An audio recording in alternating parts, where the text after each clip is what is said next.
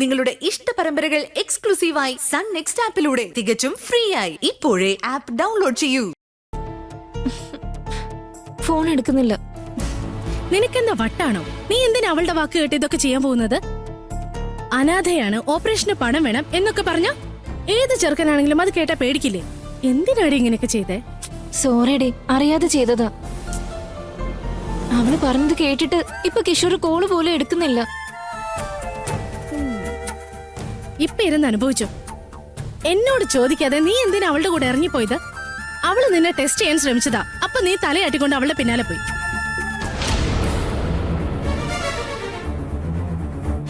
ഇത് അവള് നിന്നോട് വൈരാഗ്യം തീർത്തത് തന്നെയാ. എന്താടി പറയുന്നേ? പിന്നല്ലാതെ ഈ വീട്ടിൽ അവള് പറഞ്ഞതല്ലേ നടക്കുള്ളൂ. അവളാണ് എല്ലാരും ഭരിക്കുന്നത്. ഇതിന്റെയൊക്കെ കാരണം ആരാന്നറിയാമോ? ആരാ? വേറെ ആര്? എല്ലാം ദൈവങ്ങള് തന്നെയാ.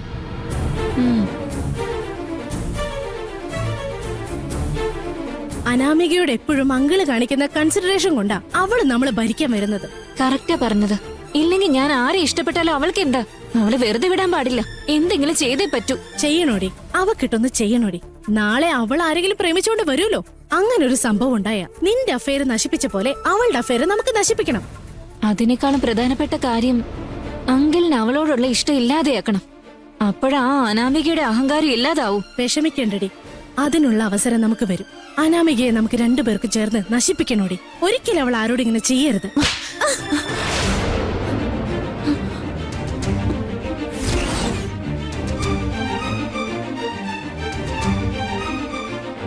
രണ്ടുപേരും കൂടി ഇവിടെ ഇരുന്ന് അനാമികക്കെതിരെ ഗൂഢാലോചന നടത്തുവല്ലേ?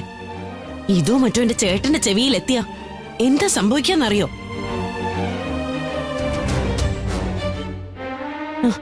നിങ്ങൾ രണ്ടുപേരെയും സ്വന്തം മക്കളെ പോലെ ദേവേട്ടൻ കാണുന്നത്.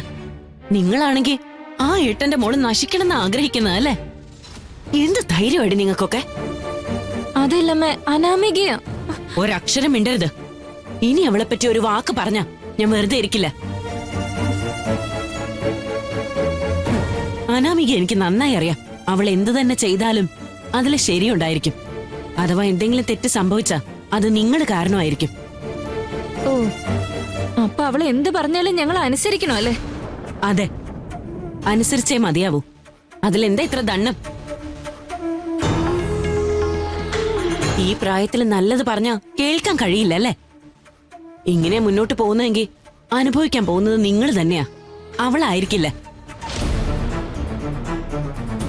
ഇനി ഒരു തവണ കൂടി അവളെ പറ്റി അനാവശ്യം പറഞ്ഞെന്നറിഞ്ഞ സ്വന്തം മക്കളാണെന്ന് ഞാൻ വിചാരിക്കില്ല. രണ്ടും മരമണ്ടികൾക്ക് ഞാൻ പറഞ്ഞത് മനസ്സിലായോ ഇല്ലയോ? മഞ്ജരി,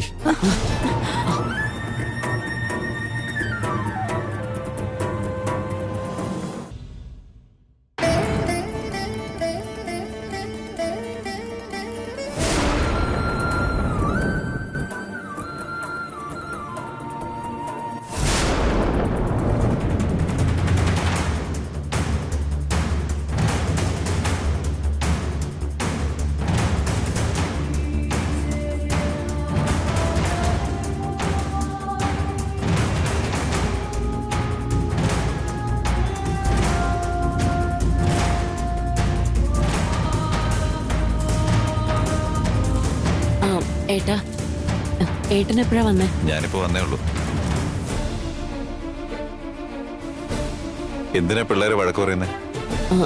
അത് ചോദിച്ചത് കേട്ടില്ലേ? പറ. അത് പിന്നെ ഏട്ടാ, അതൊന്നുമില്ല. രണ്ടുപേർക്കും പഠിത്തത്തിന്റെ കാര്യത്തിൽ ഒരു ശ്രദ്ധയില്ല. അതിനാ ചീത്ത പറഞ്ഞേ. അതിനാണോ അവരോട് ഇങ്ങനെ ദേഷ്യപ്പെടുന്നേ? നീ ഇങ്ങനെ വഴക്ക് പറഞ്ഞുകൊണ്ട് അവര് നന്നായി പഠിക്കുന്നാണോ? നമ്മൾ പറയേണ്ട പോലെ പറഞ്ഞാലേ അവര് നമ്മൾ പറയുന്ന കേൾക്കും. അല്ലാതെ വലിയ കുട്ടികളോട് ഇങ്ങനെ ദേഷ്യം പിടിച്ചിട്ട് എന്താ കാര്യം? കവിത, മോളിങ് വാ.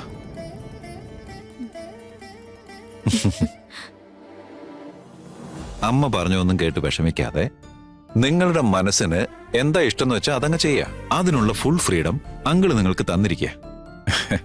അതുപോലെ തന്നെ നിങ്ങളുടെ പഠിത്തവും പ്രധാനമാ.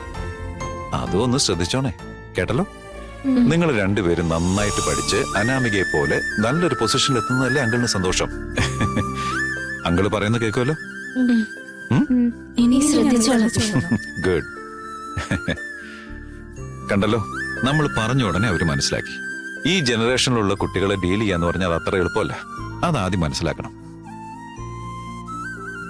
എന്നാ പിന്നെ ഞാനിപ്പോ സൈറ്റിലേക്ക് പോവാ. ഞാൻ ഇറങ്ങുന്ന സമയത്ത് നിങ്ങൾ രണ്ടും മോഹം വെറുപ്പിച്ച് തന്നാൽ അത് ശരിയാണോ? ഒന്ന് ചിരിച്ചിട്ട് ബൈ പറഞ്ഞൂടെ? Bye hi uncle. That's nice.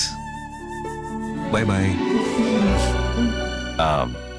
നോക്കൂ പെങ്ങളെ, ഞാൻ പോയി കഴിഞ്ഞിട്ട് ഇനി ഇവരെ വഴക്ക് പറയാൻ നിൽക്കല്ലേ. ആ ശരി ഏട്ടാ.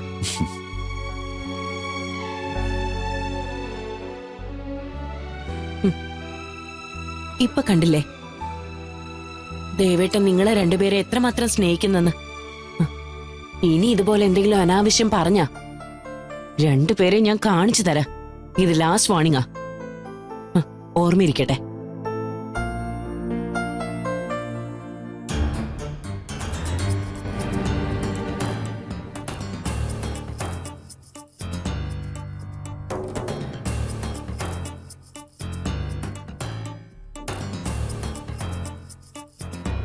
എന്താ അശോക് ഇങ്ങനെ അത്ഭുതത്തോടെ നോക്കുന്നേ? ഒന്നുമില്ല ബോസ്. ബോസ് ഇപ്പൊ ചെയ്യുന്നതും പറയുന്നതും ഒക്കെ പണ്ടത്തെക്കാൾ ഒത്തിരി വ്യത്യാസം തോന്നുന്നു. എന്താ? പിന്നെ ഉണ്ടല്ലോ ബോസ്, ആ ദേവരാജ് ഭാര്യയും കുടുംബമാണ് ഏറ്റവും വലുതെന്ന് പറഞ്ഞു നടക്കുന്ന ആളാ. എന്നാ ബോസിന്റെ കാര്യം എന്നാ ഞാൻ അല്ല ബോസ്, ബോസ് മുന്നിൽപ്പെടുന്ന പെണ്ണുങ്ങളെയൊക്കെ ചാലാക്കി എൻജോയ് ചെയ്യുന്ന ആളല്ലേ. അങ്ങനെയുള്ള ബോസ് ദേവരാജനെ റോൾ മോഡലാക്കി എന്നൊക്കെ പറയുമ്പോ എല്ലാവരും കണക്കല്ലേ അശോക്? എന്ത് കണക്കാ ബോസ്? Simple logic.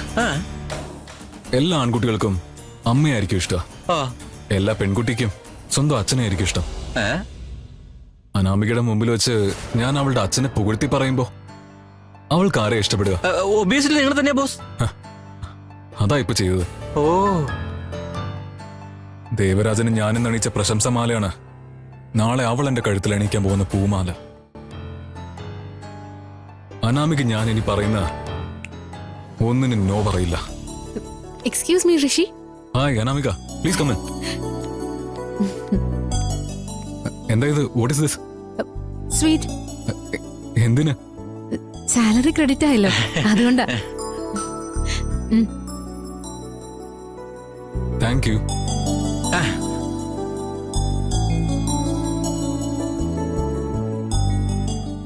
തന്നെ പോലൊരു എംപ്ലോയിയെ എന്റെ കമ്പനിക്ക് കിട്ടിയനെ ഞാൻ വേണം സ്വീറ്റ്സ് തരാൻ. പക്ഷെ അതിന് പകരം ഞാനൊരു ചെറിയ സർപ്രൈസ് തരാന്ന് വിചാരിക്കാം. സർപ്രൈസോ? എന്താ അത്? നമ്മൾ രണ്ടുപേരും ഊട്ടിയിലേക്ക് പോകുന്നു. എന്തിനാ പെട്ടെന്ന് അങ്ങോട്ട് പോകുന്നതെന്ന് കൺഫ്യൂഷൻ ആയോ?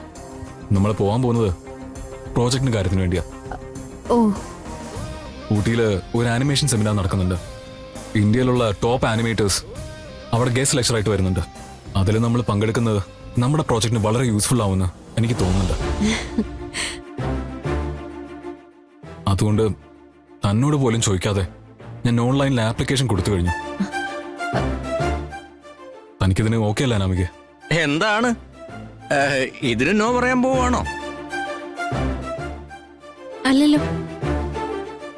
പ്രോജക്റ്റിന് വേണ്ടി ബോസ് ഒരു കാര്യം ചെയ്യുമ്പോ അതിന് ഞാൻ എങ്ങനെ നോ പറയുന്നേ? I am ready Rishi. എപ്പോഴാ ഊട്ടിയിലേക്ക് പോകുന്നേ? Will travel by road. നാളെ രാവിലെ പുറപ്പെടാം. 2 ദിവസം അവിടെ തങ്ങിയിട്ട് സെമിനാർ അറ്റൻഡ് ചെയ്തിട്ട് നമുക്ക് വരാം. എന്ത് പറയുന്നു? ഉറപ്പായിട്ടും.